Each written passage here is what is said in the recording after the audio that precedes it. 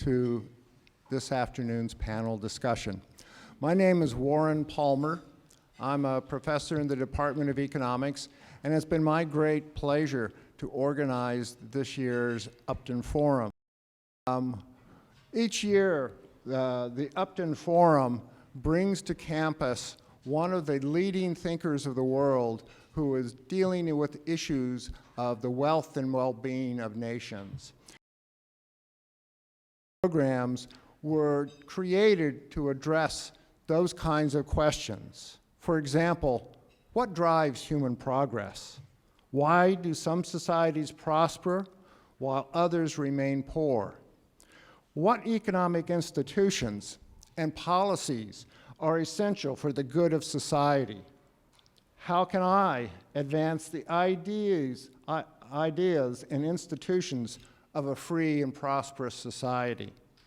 How can I make a difference in the fields of business and public policy to create a more prosperous world?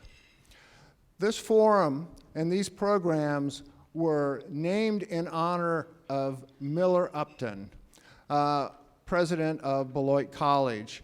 And Miller Upton, through his long distinguished career, intellectually embodied and in his work furthered answers to all of these questions. He believed very deeply in the importance of a free democratic society and the free exchange of ideas in the pursuit of the wealth and well-being of nations. So we at Beloit College are very grateful to Miller Upton and to his leadership and to the opportunity to continue to further this inquiry into the wealth and well-being of nations that was central to his own career. And we are very fortunate today to have a representative of the Upton family with us, John Upton, who is an environmental journalist, so it's very appropriate that he is with us today. This year's Upton Scholar is Robert N. Stavins, one of the leading thinkers on climate change policy in the world. And Professor Stavins has been on campus since Tuesday, speaking in classes, joining in 2 panel discussions, dining with students, meeting with the seniors in the Econ Senior Seminar, and we've had just a terrific time with him on campus. We've learned so much in such a short period of time. So I really would like to introduce Professor Stavins and welcome him here.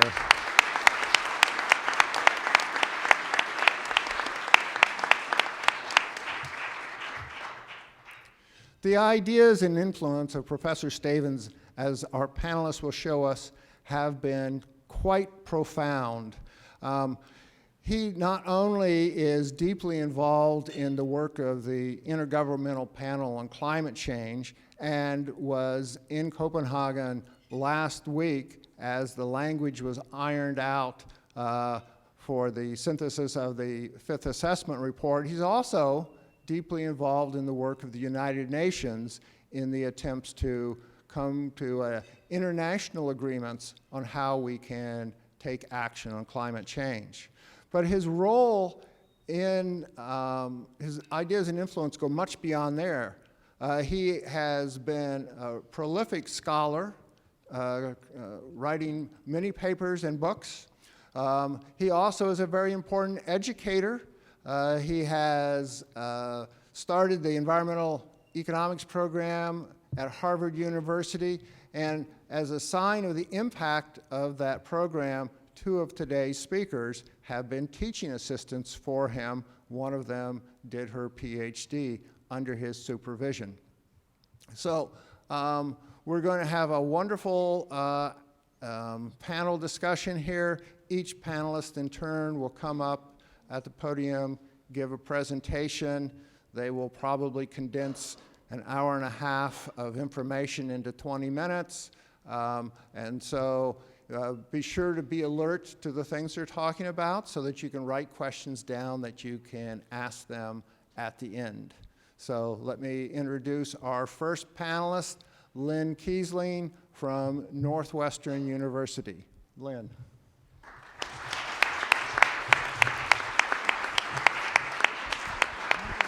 Let's see if we can. No, doesn't fit. Thank you. I'll just hold it. That's fine. Okay, so there's Here's the advancer thing. I'll just do it that way. Thank you, Warren, and thank you all for being here and for inviting me to participate in this panel. As you can see from the title of my remarks, one of the inspirations that I've drawn and have been able to share with my environmental economics students is on both the research and the teaching that Professor Stavins has done around the area of tradable emission permits. And so what I'm going to do today is just spend a couple of minutes talking about how it is that I teach this particular topic in my class. And my goal is, especially for those of you who are students who may not be as familiar with this material, this gives you a bit of a flavor of how this works. And for those of you who are economists, this may give you some teaching ideas. And if you have any feedback for me to help me improve how I teach the material, I would love to hear about that. So one of the reasons why I thought this would be a useful topic in a panel talking about Professor Stavins' ideas and influence is that his work, his academic work, and then also his policy and kind of mechanism design, regulatory design work were formative in the origins of the trading of sulfur dioxide emission permits in the 1990s. So that's a good place for us to start, I think. So first, let me tell you a little bit about the class. Economics is the largest major on campus at Northwestern, by quite a bit, actually. Our upper level electives for majors, we have about 50 to 65 students per class, which is a little different from your class sizes, and poses a bit of a challenge for someone who's trying to teach them. And we're also on quarters, so I have 10 weeks and trying to cover the entirety of environmental and natural resource economics. And, good luck with that. So we have to be selective. And so what I do is I frame as environmental issues and challenges being a problem of ill-defined property rights. That air, water, for example, have common pool resource characteristics, and it's either costly or just not feasible to define and enforce property rights to enable parties to engage in mutually beneficial exchange. So what do? The theoretical framework that I work from in the class builds on the work of Ronald Coase, A.C. Pagoo, Eleanor Ostrom, Garrett Hardin. So we start with the idea of what is the Hardin's traditional tragedy of the commons argument, and then how does Ostrom's common pool resource continuum of property rights, and what I think of as kind of a continuum of overlapping degrees of commonness in the common pool resources. We start there, and one of the big insights that you get from reading Ostrom is the idea that governance matters. Hardin basically says when you have a tragedy of the commons, you have two options. You either have open access. Oh, sorry, I thought I was.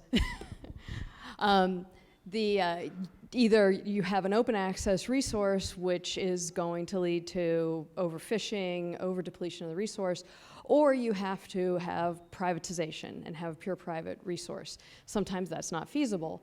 And so Ostrom gives us this sort of continuum of governance and how communities come up with community self-governance and formulate these institutions of use rights and how they define and enforce use rights within a common pool resource. So that's the basic theoretical framework. The analytical tools are very standard cost-benefit analysis and some of the traditional estimation methods that are common in environmental economics. I also bring in a lot of laboratory experiments. And then once we've done that, we apply it to three topics: air pollution, air pollution, electricity, and climate as 3 separate but related topics, obviously. We meet twice a week for 80 minutes, and then they have a 50-minute TA session per week. The pedagogy is a mix of lecture, a mix of discussion, a mix of experiments. And one of the best resources for anyone teaching environmental economics is the Professor Stavins' edited volume, Economics of the Environment, which is a great selection of readings, of core fundamental readings in environmental economics, and I recommend it to you if you want to learn more, and I use it in my class. So the question that I sort of anchor the class around is really the issues of air quality. And in particular, we start by thinking about what is an effective regulatory approach to air pollution. We know that air pollution is the unintended consequence of the production, consumption, exchange of some other good or service. In the period 1970 to 1990, the regulatory environment for dealing with air quality was largely what I would characterize as a command and control regulation approach with strict regulatory standards, ultimately implemented through technology mandates such as scrubbers. And the challenge was, by 1990, air quality was still poor. By epidemiological measures, by aesthetic measures, by the effects on plants, animals, and the built environment. So 1990, something had to be done. And the Clean Air Act amendments of 1990, that was a modification of the 1970 Clean Air Act amendments, and it initiated the EPA acid rain program.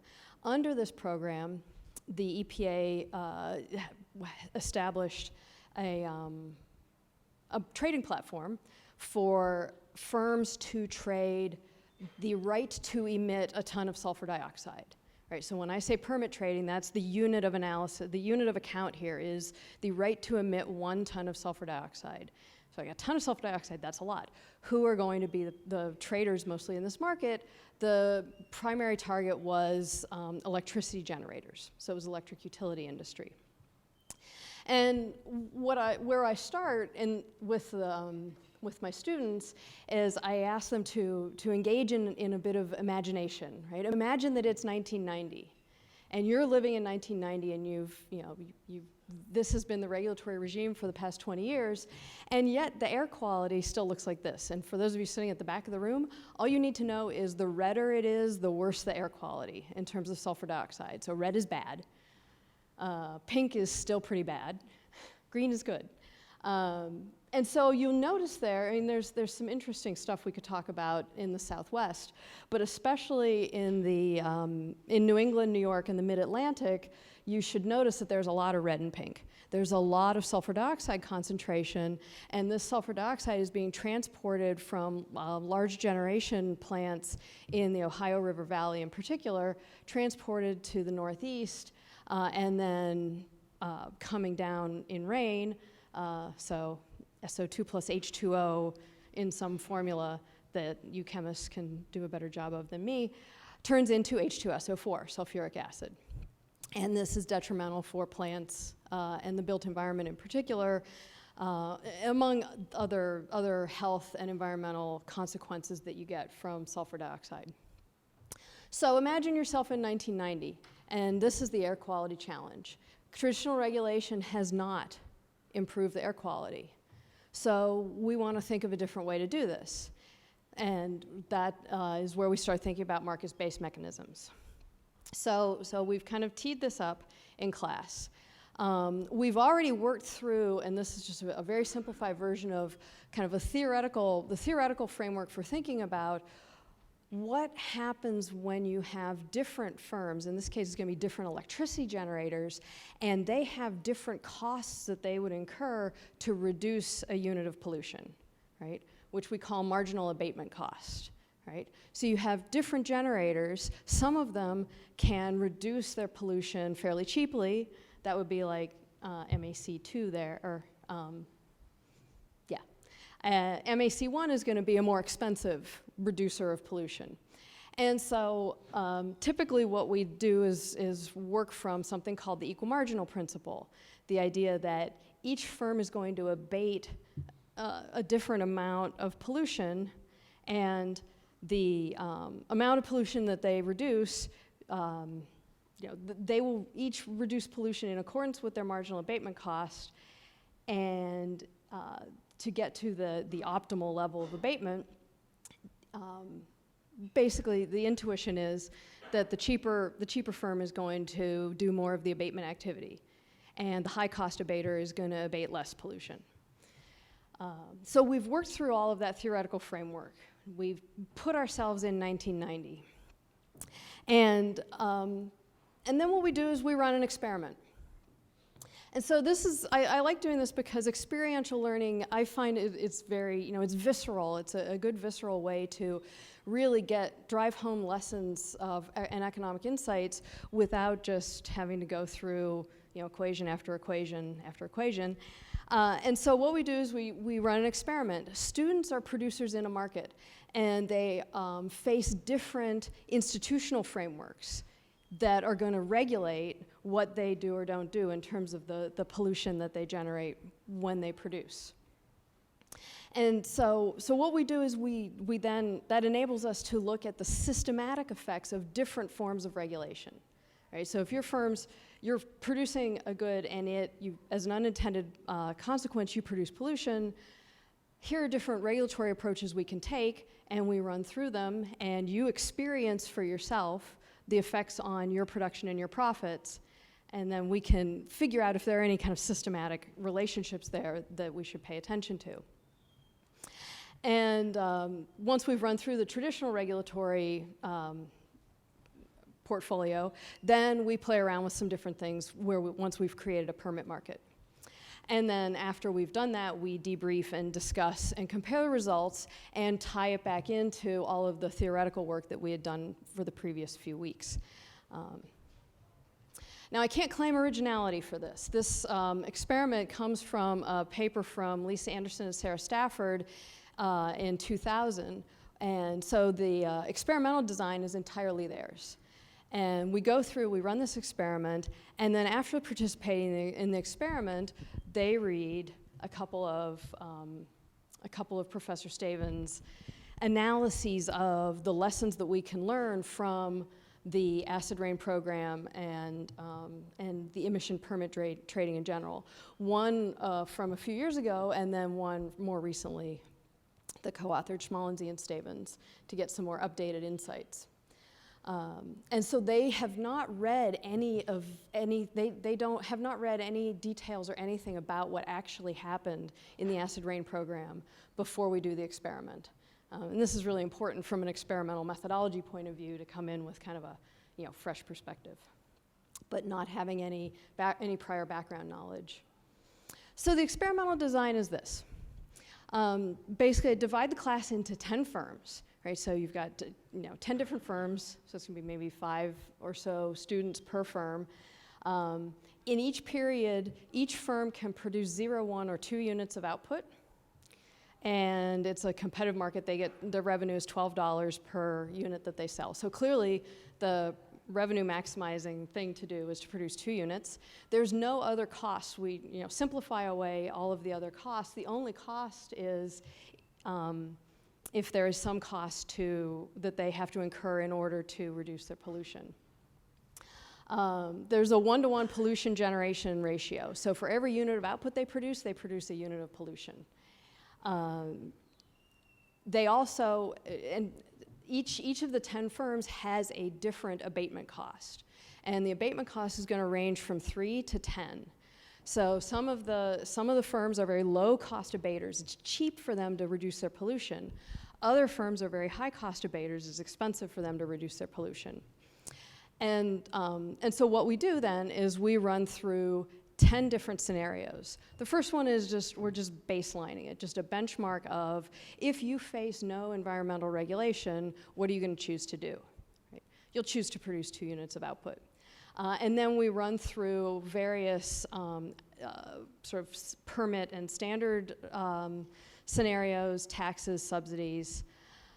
And then we move into the tradable emission permit regime. And what I do is I have 8.5 by 11 cards, green cardstock that says right to emit 1 unit of pollution. And we start by handing those out. I hand those out uniformly, one per firm. So that means that there is going to be, by law now, 10 units of pollution are going to occur. And then they get up and trade. And it's just kind of a standard pit market. And just an open floor at the front of the room, and they come up and trade.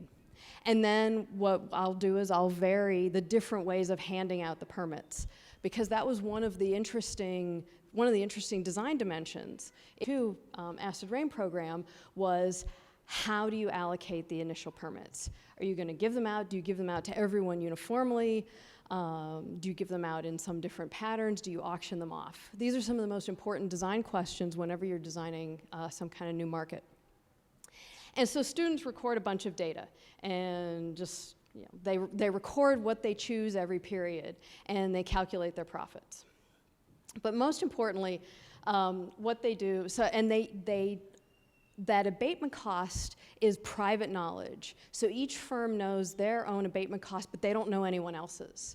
And so at first, you're told you maybe have an abatement cost of 5, and you have no idea whether that is a high cost or a low cost, right? You have no idea. And it's private knowledge, so you don't know anyone else's, and no one else knows yours. This becomes really important once we get into the permit trading portion of the experiments, because and this is where the experiential learning becomes important, because through the process of trading, through the process of exchange, they learn that whether or not they're high cost or low cost, and they learn that everyone has these very different costs.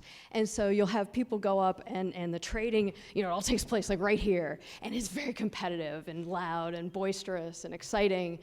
And people will come up and say, I came up with my permits thinking that I was going to be able to sell them, but it turns out nobody's willing to pay what I need to receive, and so I ended up buying. And so you learn, so now you would be asking the question, what do you need to receive in order to be willing to sell your permit? Or what are you willing to pay if you want to buy a permit, right? And the answer is, it's your abatement cost, right? Because that's your next best alternative. If you don't purchase that permit, you have to reduce your pollution, and you're going to reduce your pollution at a cost of whatever your abatement cost is. And so one of the big insights that we develop that emerges from this experiment is, and that I know as the experimenter going in, but they don't know, is that this is essentially the demand curve for the permits. Because I know how many firms have abatement costs of each type, and so they figure out that their abatement costs basically create the demand curve in the permit market. And then we play around with different methods of initial allocation of the permits. And so I do something called high-low, and that's really fun. So I'll run around and I'll look at their cards and say, okay, what's your abatement cost? If it's like a 3 or a 4, here you get a permit. If it's a 9 or a 10, you get a permit. And they can't figure out how I'm allocating them. And that's an important insight and lesson about kind of opacity and regulatory transparency, where I very deliberately am making sure that they don't know why I'm giving them out the way I am. And then we could talk later about how frustrating that was. But the high-low thing, it sort of symbolizes some ways of trying to capture, if you're trying to reward people who are low cost. And so, give your low-cost abaters permits to reward them for being clean, that kind of thing. And the interesting thing is, in the very last period, I'll just do a random allocation. Usually I do random allocation by asking, birthday months. So who was born in September? Hands go up. Okay, you have permits. And this is interesting because then sometimes some people get like 3 permits if they have 3 people on their team who are all September birthdays. And again, this gives us an opportunity to talk about how the different institutional frameworks in which you make decisions might affect the actual outcomes. And so in particular, what we talk about then is the different profits that that the firms will earn. And invariably, the systematic pattern that we find is that firms can achieve the desired level of air quality, right? Hit the quantity target for the emissions, that's what the permitting does, and get higher profits by being able to trade their permits than if they weren't able to trade them. Right, so this is one of the major important and key insights to come out of both the theory and the experience of the Acid Rain program. And one of the great things about the Acid Rain program was it achieved its policy objectives, I believe, 6 years ahead of schedule, and is one of the biggest successes. And so then, having done this experiment, we can go through and talk about the literature and talk about what are the particular institutional designs that best enable these firms to achieve, to align the economic and environmental objectives. The other thing that's really helpful is the EPA has some really great maps that they put on Google Earth, so I can dynamically show this across time in Google Earth, that in 1990, all that red is sulfur dioxide concentrations. The bottom one is 2000. So after 7 years of trading, air quality improvement is substantial. So this is a really important and exciting way to, I think, to get them to experience the benefits of emissions permit trading and then take it into and engage with both the theoretical research and the applied analysis of what actually happened and the lessons learned. And both of those are big contributions that Professor Stavins has made to the literature and to the learning experience of my students. And so I'm very grateful for that. Thank you.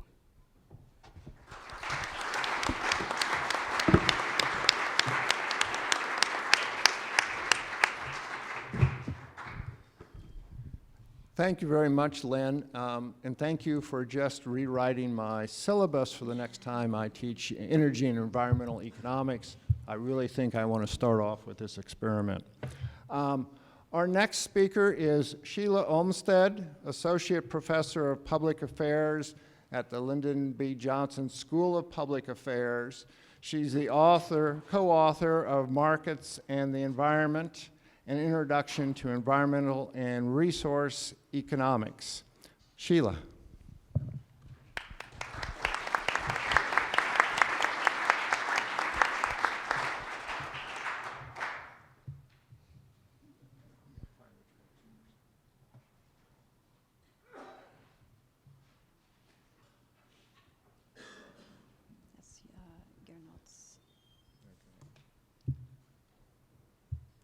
This is what happens when they have there you go. a PC guy Here, just working you can on click right there on that a little square. Mac. Oops. Oh, it's because you're. Oops. There we go. Okay. Thank you so much, Warren. Thanks for the opportunity to come here today and talk with you. I'm the one on the panel who, as he mentioned earlier, there was one panelist who did his PhD under Rob's supervision. That's me, so it's always a pleasure to come in to see him and certainly to be talking in the context of my own work, but also about how it's been motivated by what Rob has done in his own career. And so in that sense, I'm going to back up and be a little more broad, I think, than Lynn was, but really kind of key off of the ideas that she's developed. Whoops, it's not going.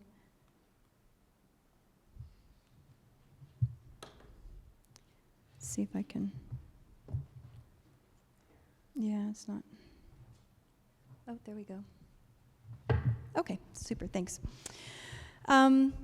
So the ideas that Lynn described and the ones that she shares with her class so carefully a few minutes ago really came out of academic research in economics back in the 1960s and 1970s. So the way that we used to think mostly about correcting externalities like pollution in economic terms came from ideas back further than that. So back to Arthur B. Gu in 1920. So Yoram is going to talk later about a carbon tax. The idea has been around for a long time, and there are many appealing aspects to that approach.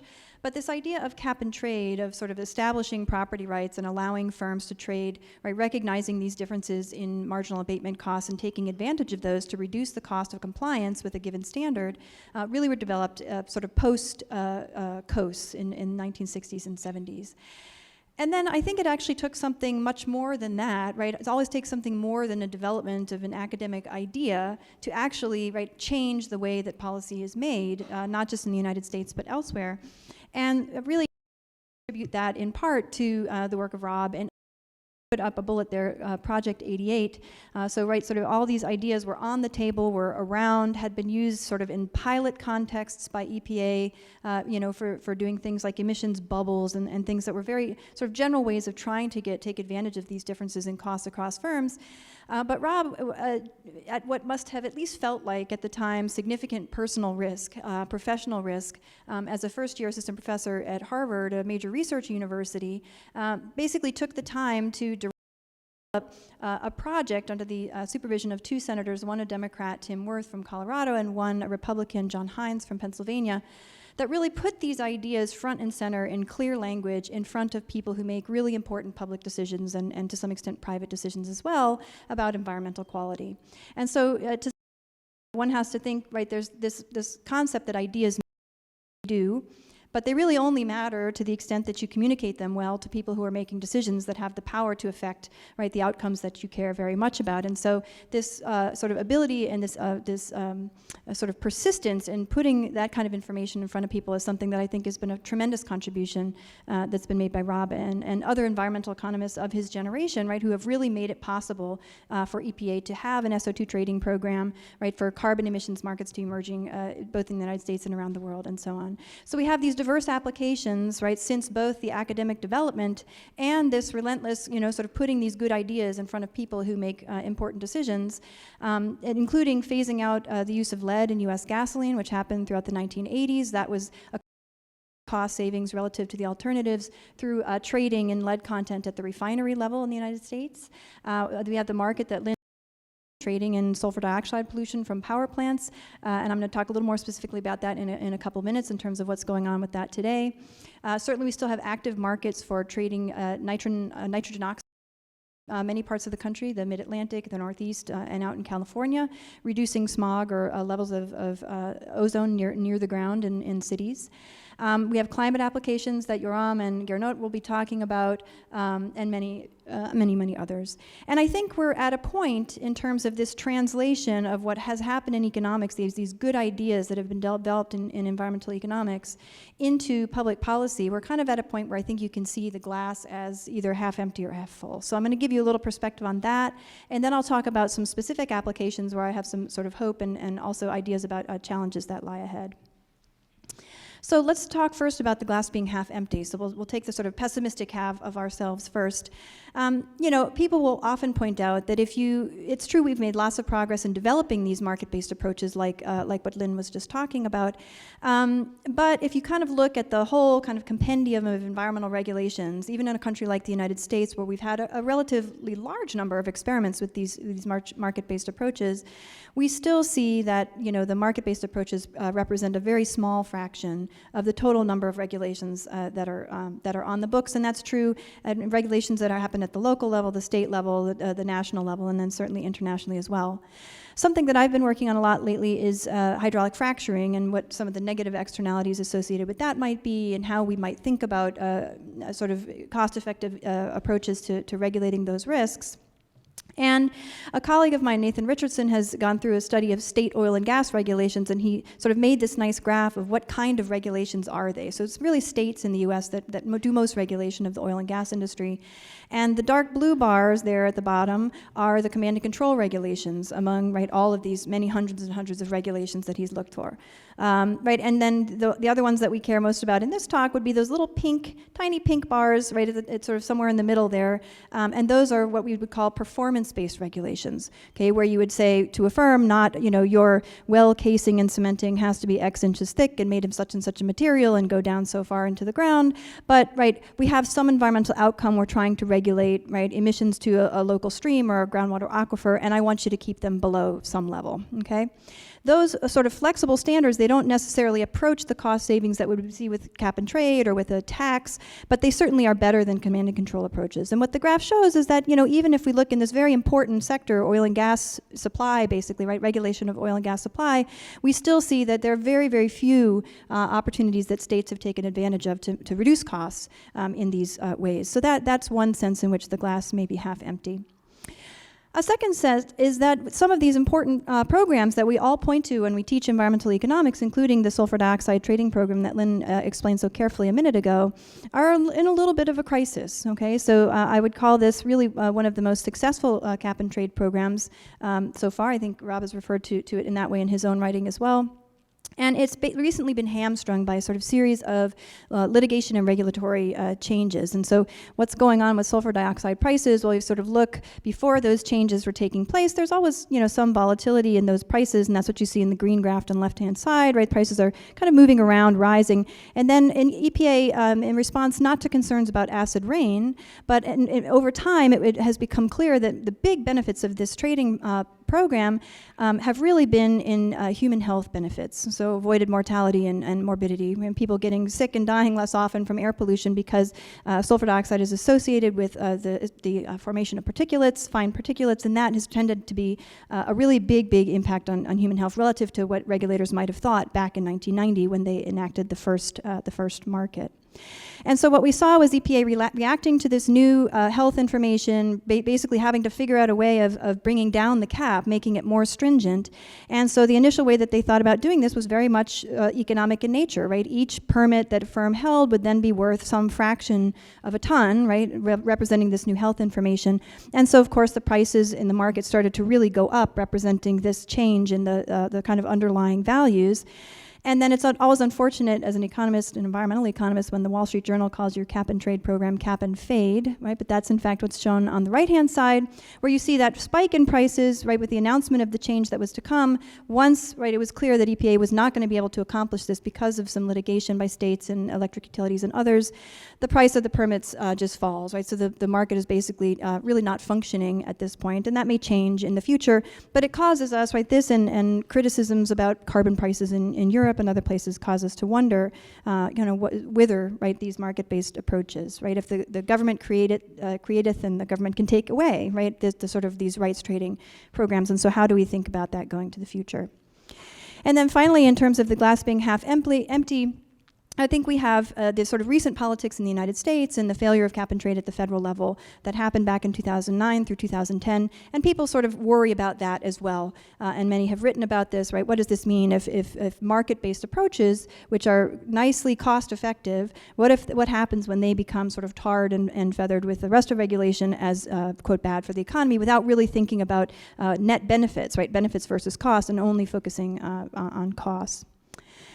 But in a sense, right, the glass is also half full, and so certainly we're going to hear a little bit about that when we think about some of the bottom-up approaches, things that are happening at the local level, the state level, and to some extent internationally as well. In terms of using market-based approaches for climate mitigation strategies. So that's extremely hopeful. There are a lot of other exciting non-air pollution applications of market-based policies, including phenomenal successes with tradable fishing quotas, both in the United States, in New Zealand, and some other countries as well. Since sort of Project 88, right, if you go back to the sort of origins of these ideas that I was talking about a minute ago, we also have lots of applications of traffic congestion charges in cities as large as London, and a country like Singapore has these as well. Certainly more congestion pricing in many parts of the United States as well.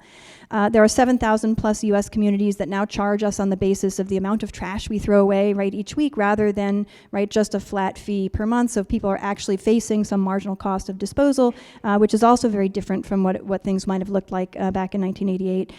And we have other applications as well, tradable development rights to preserve everything from farmland in the outskirts of the District of Columbia in the US to rainforest in the Brazilian Amazon. Okay, so lots of interesting applications of this stuff.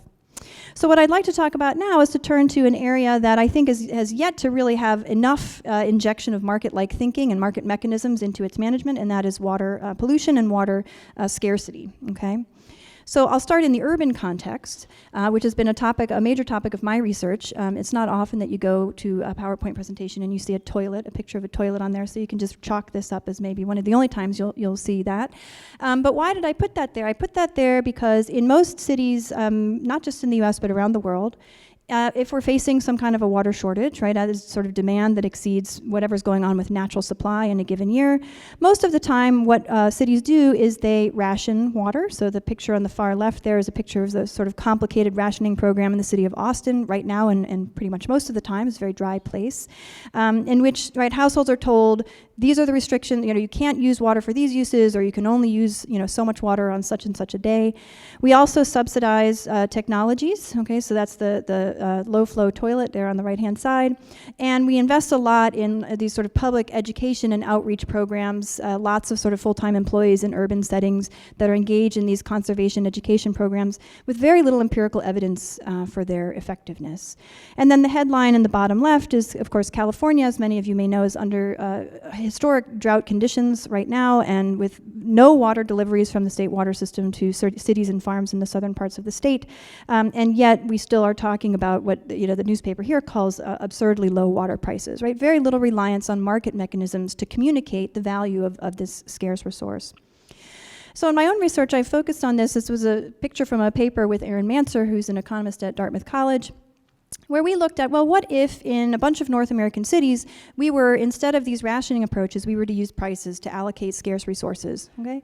And so what we did is we came up with lots of estimates of, okay, when we look at the distribution of water across households, when water is rationed, obviously people's marginal valuation for an additional gallon is very different. And so what if you sort of watch that water flow from the low-value households to the high-valued households because you set a price that would allow that it to do that, and so you sort of eat up a bunch of deadweight loss triangles, and we came up with a statistic that suggested that a drought price like this, a market mechanism, would create economic savings of about almost $100 per household per summer in the average city relative to the sort of standard rationing approaches. And it doesn't take much to realize that for a large city, this can sort of quickly add up as a yearly, sort of economic expenditure in the hundreds of millions of dollars. And then take a step even further back, in the United States and most industrialized countries, we have a situation in which not only is water underpriced in the urban setting, but in agricultural settings even more so. And so what has happened over time is that markets have grown up, not maybe as much as we would like as economists, but certainly we have this growth in markets in which we have trading, water moving from agriculture into cities, right? Again, it sets up this difference in values, just like in this household-to-household context within a city, except now we're talking about, right, farms in the Central Valley in California and sort of burgeoning cities like San Diego, Los Angeles, and others who have a very high valuation for those resources, and if the property rights allow it and the law allows it, would be willing to pay, right, a lot of money to the holders of most of the rights to water use, which are the farms.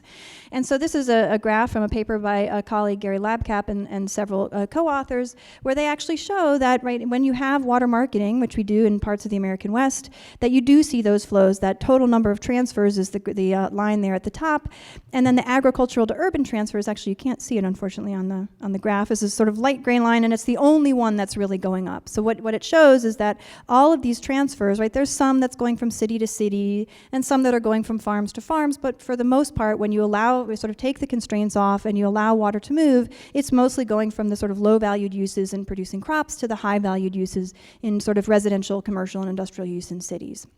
And so that's very hopeful, right? The more we can sort of broaden out these markets, these market-based approaches, the better off we'll be. And then, so that's the question of water scarcity. What about water quality? Okay, there are also, just like there are markets for air pollution, there are also some markets for water pollution in the US and elsewhere.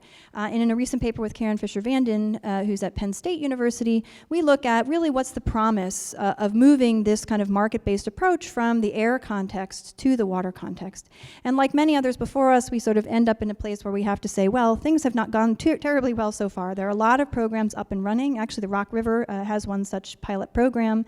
But still there are some pretty significant significant challenges, some of which stem from the fact that when you emit a unit of water pollution, it really matters where it's emitted, okay? Because the way sort of the pollution is going to move and diffuse and attenuate to some extent within the water body is quite different from the case of carbon emissions to air, where, you know, it doesn't matter if we emit a ton in the US or a ton in China. Ultimately, if what we care about is climate change, those tons of emissions, wherever they're located, are essentially going to have the same impact, right, on the stock of carbon in the upper atmosphere. Whereas water quality is this what we'll call sort of non-uniformity or non-uniform mixing can be quite severe. So some of it has to do with these physical attributes of water. But on the plus side, economists have worked very hard with hydrologists and other natural and physical scientists to come up with basically systems of exchange rates for some existing programs where one can trade on a different than one-to-one basis and kind of try and hold those damages constant over space. And that tends to work out really quite well. And the promise that I see there is in a program now that's going on in the Chesapeake Bay region. And there are actually 3 cap-and-trade programs that have been set up in the states of Virginia, Pennsylvania, and Maryland. Right now, they're all operating separately as individual markets within states. But there's some folks at the Research Triangle Institute who have figured out what the cost savings would be from this program relative to the standards that are currently in place. And what happens if you, sort of each step with which you reduce the constraints on trading, right? So if you move from the watershed to the basin level, if you let trading happen across states, if you incorporate agricultural sources, right, in this trading program. And ultimately what they conclude is that if you sort of allow the sort of freest possible trading system, you have about a 50% reduction in the cost of compliance over what we would do if we sort of just told everybody exactly what to do and how to comply.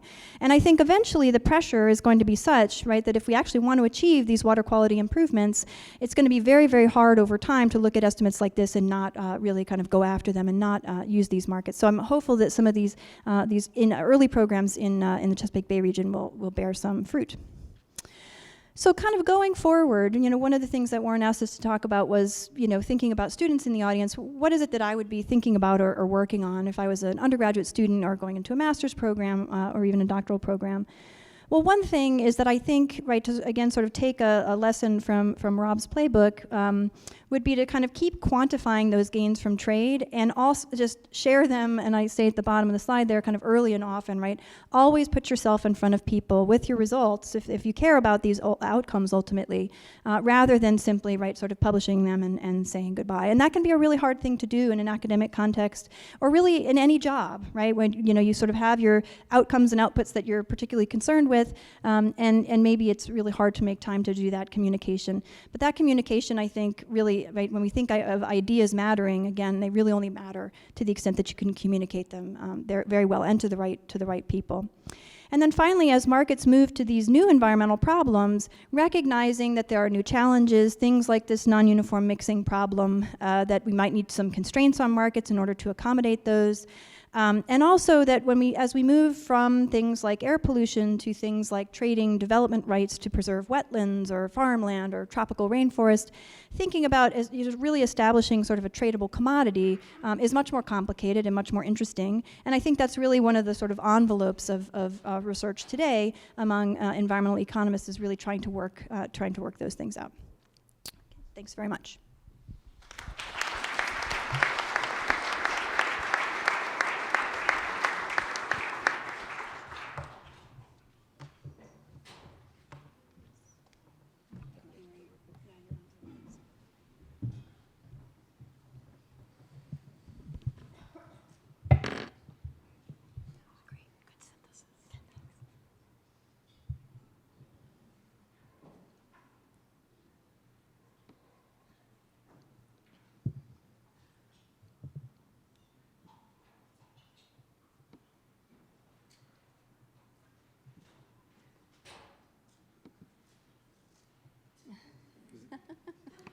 Is that where we start? No, you have to start at the beginning.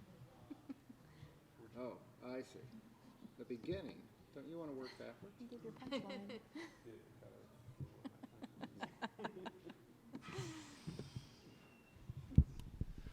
Well, that was wonderful. I see more things I'm going to be adding into my economics class. And one of the themes that we keep seeing here is the connection between economic theory and policy. And our next speaker, Joram Bauman, is an environmental economist with Carbon Law, an organization in the state of Washington that is trying to get a ballot initiative that would adopt a carbon tax similar to that in British Columbia. So please welcome Joram Bauman.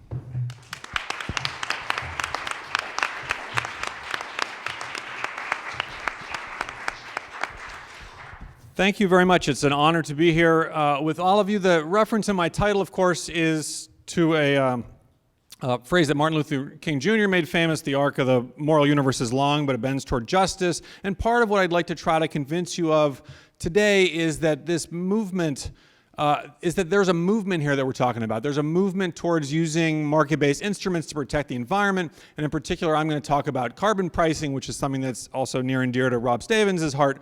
And I want to try to convince you to become a part of this movement, to join the movement. So let's start by summarizing. So Robert Stavins has put a tremendous amount of time and energy into market-based environmental policy. He's had some notable successes. So previous speakers mentioned Project 88, his scholarship, his textbooks. He's got this Harvard project on climate agreements. One of the things that really inspires me about Professor Stavins' work is that he's not afraid to get his hands dirty. Like, he doesn't just write articles, as the previous speaker said, and sort of leave them there, but he actually gets involved in the policy process, which is tremendously inspirational. I will say at the same time, though, as Sheila also just mentioned, that there is a lot of work left to be done. Okay? The movement towards market-based policies for environmental protection has a long way to go. It goes back almost 100 years to the work of Pigou, who wrote a book in the 1920 about this. We're almost 100 years after Pigou, and we still have a lot further to go in terms of using market-based instruments to protect the environment. So, like I said, I want to invite you to join this movement. I think the movement needs your help. I think you can contribute to this movement. I think it would be a significant and important thing to do with your life. And so, especially for the younger folks in the room, I want to encourage you to consider this as an opportunity. Now, you don't have to be an economist in order to help out, in order to join the movement. You should know something about economics. I recommend reading some of Professor Stavins' works, especially the Selected Readings book that he edited, which I and probably everybody else on the panel and everyone who's taken an economics class ever has read. Right? But at heart, this is not, I would argue, a technical economics problem. It is not a technical economics problem. If you take 100 economists and you ask them what to do about climate change, 98 of them will tell you to put a price on carbon. Okay, so it is not a technical economics problem in that sense. What it is it's a political problem. Okay, it's a communications problem. It's an organizing problem. It's a problem of building a movement. And everybody can contribute something towards that movement. One of the things that I contribute, if you look at my bio, is I contribute jokes. So I do have a PhD in economics, but believe it or not, I actually make a living doing stand-up comedy about economics. Thank you. I was here at Beloit last year, and they were kind enough to invite me back. This is not, so I will say that generally what I do is I stand before an audience like this, and I proclaim that I stand before you today as the world's first and only stand-up economist. Thank you. It's a niche market. And then I tell a bunch of economics jokes. You might be an economist if you don't read human interest stories because they don't interest you. You might be an economist if you think that supply and demand is a good answer to questions like, where do babies come from? You might be an economist if you adamantly refuse to sell your children because you think they'll be worth more later. I'm actually not here to do a comedy routine for you, although I would love to do that. Again, if I am lucky enough to be invited back to campus. But I do want to show you my T-shirt. This is my Enjoy Capitalism T-shirt, which was made in China. Now, I actually did. I did live in China. I want to show you the. I want to show you the place where I lived in Beijing. I figured if I was going to work on climate change, I should know something about China. So I got a position at as a visiting scholar at a university in Beijing. This is a view from my apartment window. I live in a housing complex in Beijing that houses 400,000 people. And this is what it looked like about 5% of the time. Much more often, the view from my apartment window looked like that. So yes, so some serious pollution problems in China. Now, these pollution problems are not the same thing as climate change, right, but they're correlated. They're related, for the most part, to burning fossil fuels.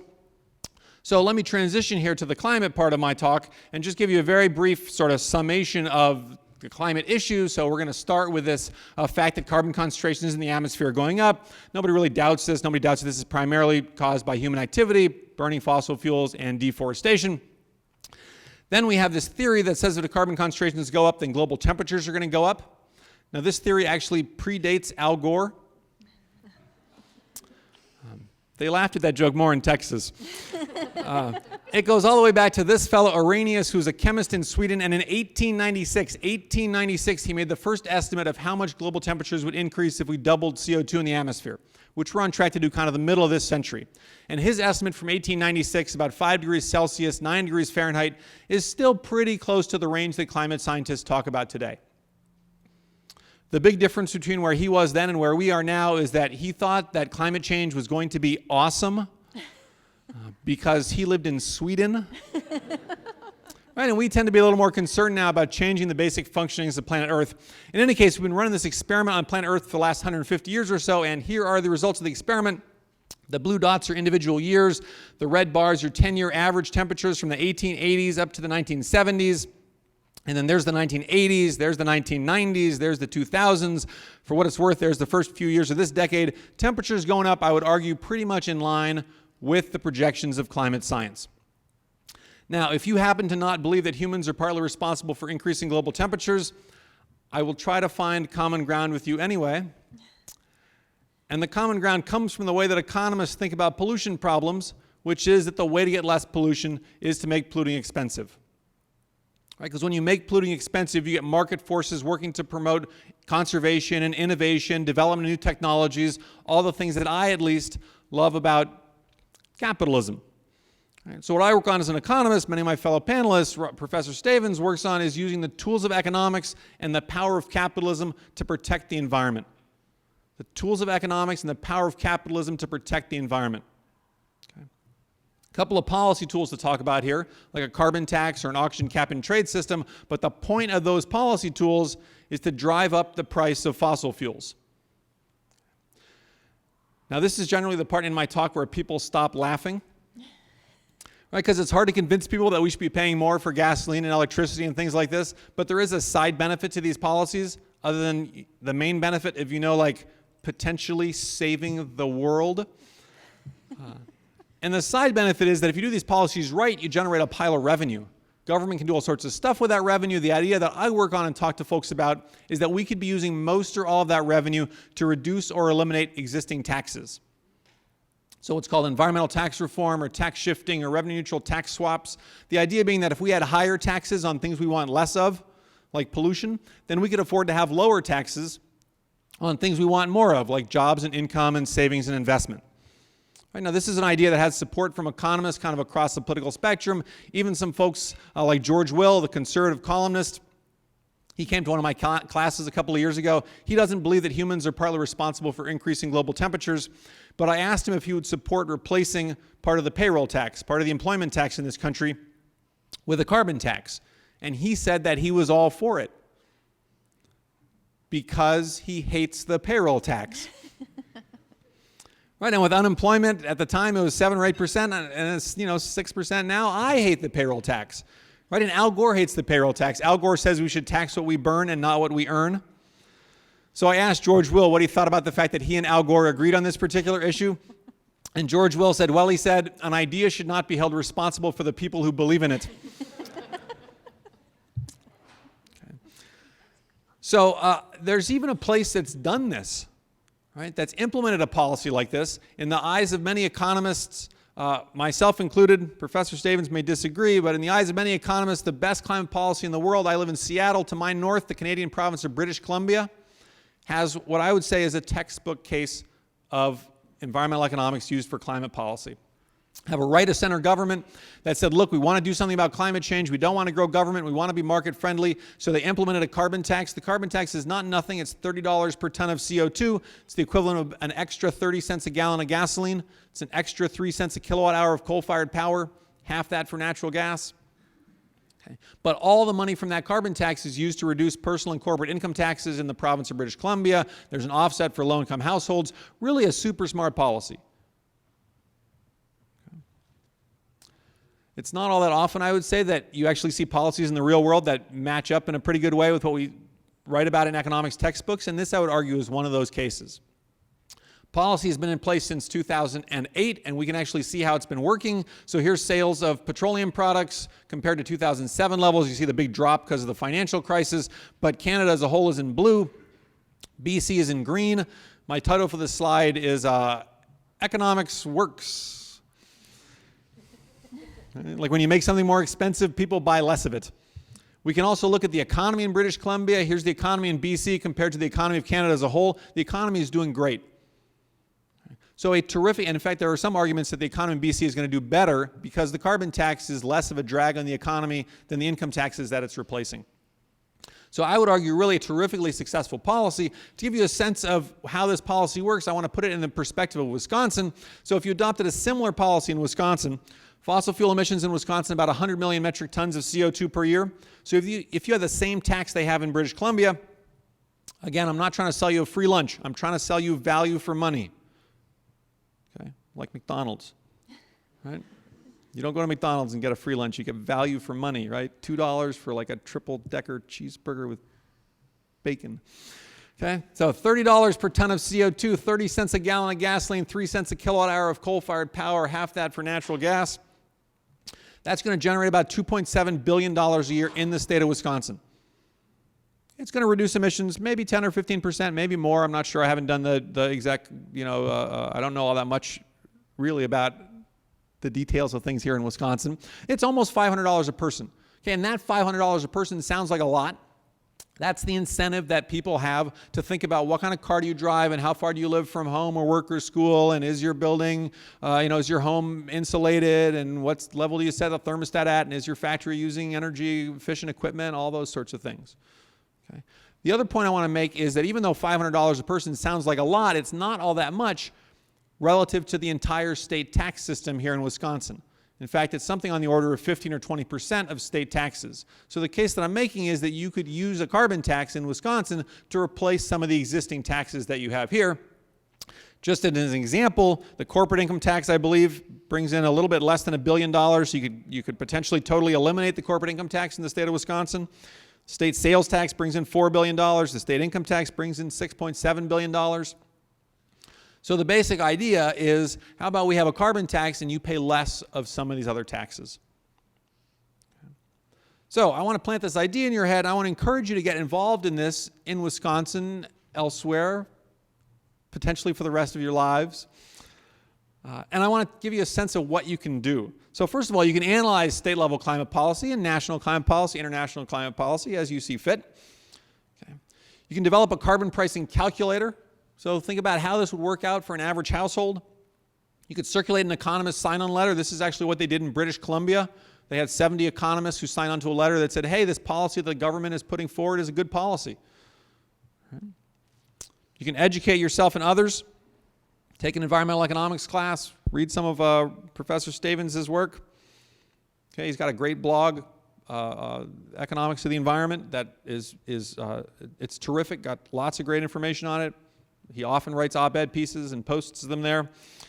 And then I encourage you to get involved in the political process. Like I said, this is not a problem that's going to be solved by doing theoretical economics.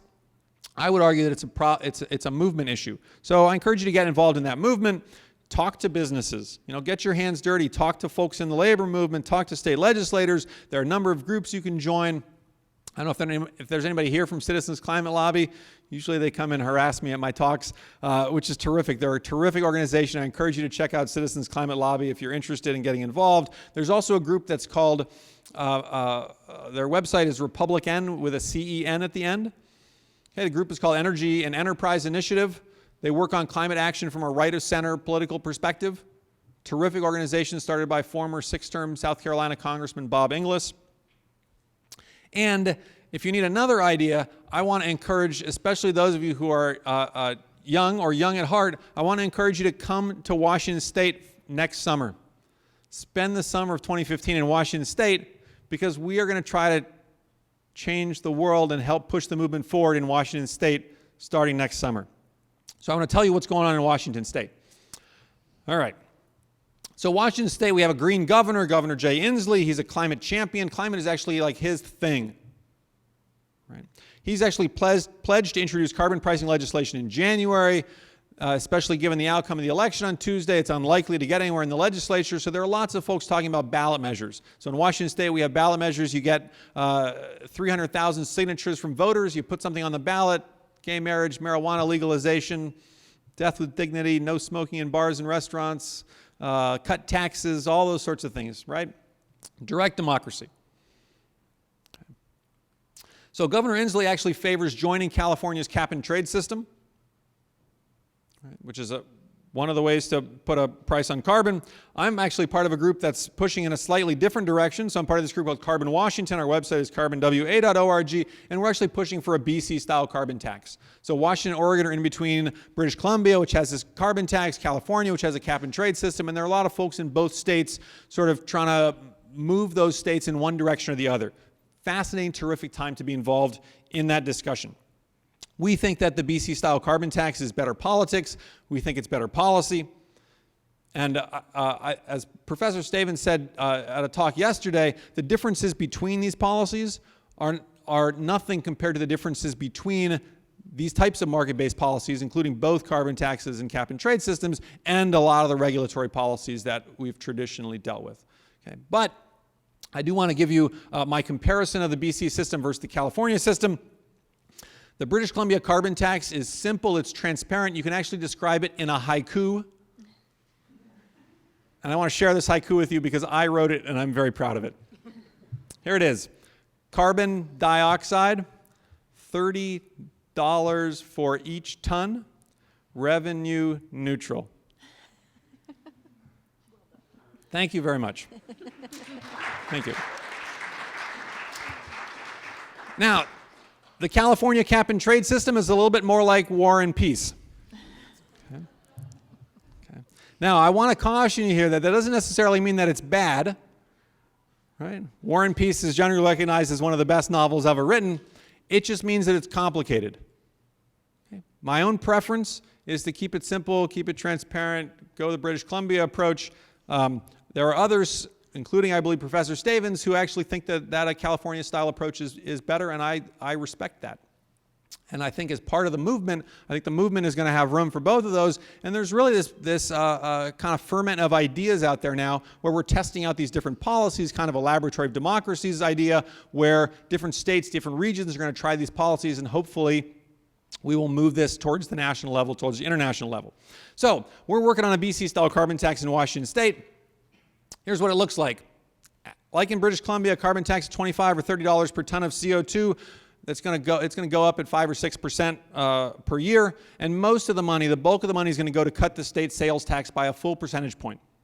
That may not sound like all that much, but nickels and dimes add up over the course of the year. So to most households in the state, the way this is going to work out is you're going to pay a few $100s more a year for fossil fuels and a few $100s less a year for everything else. That may or may not sound like a revolutionary idea, but it is a revolutionary idea. Okay. That is what this movement is about. We're going to take part of the money and we're going to fund the working families rebate, which is an earned income tax credit, bump up at the state level to offset impacts on low-income households. And we're going to take a small sliver of the money and effectively eliminate the business tax for manufacturers in the state, so that manufacturers will stop paying taxes based on how much revenue they generate or how much income they generate, and they will start paying taxes based on how much carbon they generate, which hopefully you can see is a good way to line up social incentives with private incentives. The more carbon they can cut from their smokestacks, the less they pay in taxes. We have a draft ballot title that we've submitted to the Secretary of State, so once we get on the ballot, this is what we want voters to vote on in November of 2016. Initiative Measure 702 concerns taxes. This measure would impose a tax on certain fossil fuels. phase in a 1 percentage point retail sales tax reduction, reduce certain taxes on manufacturing and processing, and increase the working family's tax exemption. Should this measure be enacted into law? And at this point, you are all supposed to say, yes. And this is the challenge facing the movement, right? This may not look all that sexy, right? And when you do polling, what polling shows, and part of the challenge facing the movement, is that what polls really well are command and control, heavy-handed regulatory approaches. People love that stuff. Economists will spend all day and all night telling you that it's expensive, that it's inefficient, that it's not as good as market-based instruments, but they poll really well. Market-based policies struggle. Okay. We have a carbon tax calculator. I mentioned this idea to you. You can go to this website. We worked with some folks at Computer Science Department at the University of Washington, carbon.cs.washington.edu. You enter your income. It tells you, it estimates how much you'll save in sales taxes. You say how much gas you use. It estimates your carbon tax liabilities. You enter your zip code. It figures out who your utility provider is. It estimates your carbon tax payments. Right, super cool. Totally something that you could do as a project here on campus or elsewhere. And it leads to all sorts of neat kind of knowledge is power kind of results. So now when I fly on airplanes, when I flew here actually, as I got off the plane, I stopped in the cockpit and I asked the pilot how much fuel they used to get from Seattle to Chicago. And the pilot said, I'm giving you approximate numbers, the pilot said approximately 28,000 pounds of fuel. Okay, so 28,000 pounds of fuel, it's about 7 pounds per gallon. Right, so that's about 4,000 gallons of fuel. About 200 people on the plane. That's about 20 gallons a person. 30 cents a gallon of jet fuel times 20 gallons a person. That's going to be about $5. So a carbon tax like what we're talking about would raise the price of that airplane ticket by about $5. Okay, that is like knowledge is power in terms of translating these ideas into things that are tangible that people can grasp. We've also done our best to reach out to the business community, including the folks at the Western States Petroleum Association. Professor Stavins has also worked with these folks, and they've been kind enough to invite me to come and address them, because I don't think they're the enemy. I think that they're manufacturers, we all depend on fossil fuels, and we got to figure out how to transition to a lower carbon future. And they recognize this as well. One of the things they say on their website is that WISPA supports properly designed market-based programs as the most cost-effective way to reduce carbon emissions. Maybe Professor Stavins drafted that language for them, because it's totally something that economists would say. And it's awesome that it's on their website, and we're talking with them about, okay, what does that actually look like? Right, what is a properly designed policy? And yes, they'll pay $100 million or so a year in carbon taxes for their refinery operations, but they'll save $50 million a year or so in business tax reductions. A couple things I want to close with. One is I want to try to share with you why I think this issue is so important and why I think you should get involved with this movement. And it's something that I call the 5 Chinas theory of the world. And the 5 Chinas theory of the world actually comes from my recent book, The Cartoon Introduction to Climate Change. And what it says is, look, we can actually divide the world up into 5 population groups that are the size of China. Okay, you take 7 billion people in the world, divide by 5, you get 1.4 billion. It's approximately the population of China. India has about as many people as China. The rest of developing Asia, add them all up, Vietnam, Philippines, Bangladesh, about the same population as China. The rich world, North America, Europe, Japan, South Korea, put them all together, about the same population as China. And then everybody else, principally Africa and South America. At the beginning of this century, the rich world was responsible for about half of world CO2 emissions.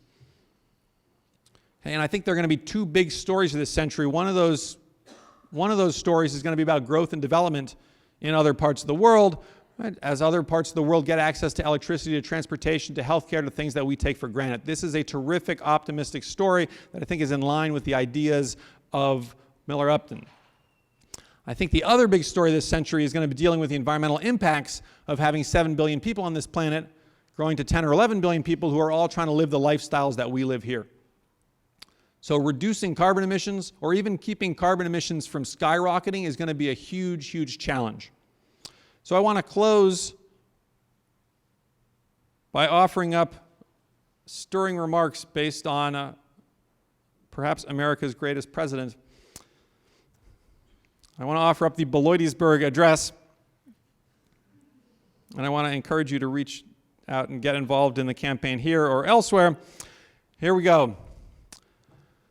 77 months ago, that would be about 2006, a few brave political leaders brought forth on this continent a new climate policy, conceived in economic liberty and dedicated to the proposition that all external costs should be internalized. Now we are engaged in a great political war, testing whether those policies or any policies so conceived and so dedicated can long endure. We are met on a potential battlefield of that war, and we have come to dedicate a portion of our lives to honor the work of one who is devoting his life to putting a price on pollution. The world will little note nor long remember what we say here, but it can never forget what he has done here.